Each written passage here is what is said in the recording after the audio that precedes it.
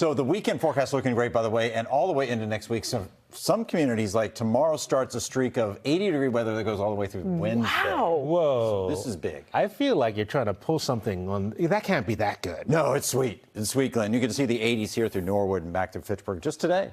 So in essence, it's really started today. 73 in Boston, the sea breeze. And along the coastline, we will see that sea breeze over the weekend, too. So it's not like we're starting our stretch here from Lynn, Boston through Plymouth or Scituate. Temperatures tonight may dip back into the upper 40s. You have been warned. And these are limited, too, these cool nights. Tomorrow morning we'll start off in some cool spots in the 40s. But then on Friday morning, not so much. A lot of 50s. And then over the weekend, we start to creep near 60.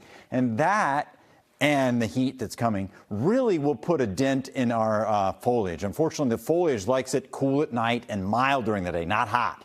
The heat is back across the Intermountain West and also pushing through the plains, but the west is going to cool down while we warm up. Our dew point's also warming up. This also helps bring up the temperatures at night, too. Makes it a little bit more 60-degree-ish, especially when your dew point's right there. But that could mean some fog and some patches because the nights are long. 81 for a high tomorrow, 82 in Natick. We have 82 back through Lowell and 78 in Worcester. Our temperatures again on Friday are reaching up into the 80s. Isolated shower threat. And then Saturday, Boston at least cools back down to 77 degrees. That chance on Friday is pretty minuscule at 20%. I wouldn't cancel plans over it.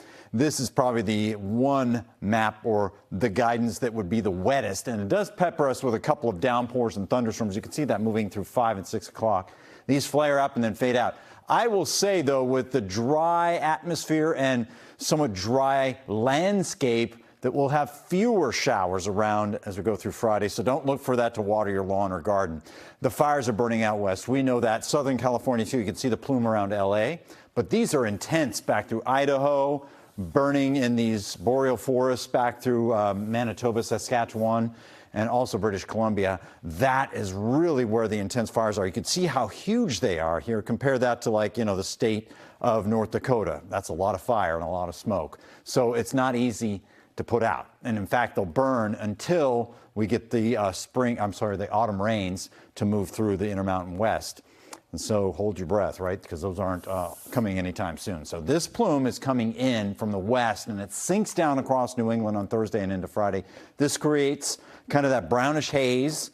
It adds to the haze that we'll already have. And also this will create beautiful sunrises and sunsets. Our temperatures over the weekend in the 70s in Boston, but 80s elsewhere. That's pretty simple. High pressure holding on. And here, the remnants of our storm, Francine. So as that sits there and decays, there'll be another low that forms here.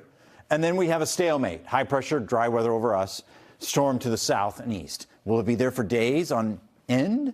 How long will it hold? That's the big question in the extended forecast. We know at least through Monday, but then the forecast becomes a little bit more questionable when we start getting into the middle of next week and the end of next week. Maybe a couple of isolated showers Wednesday into Thursday. We'll just see.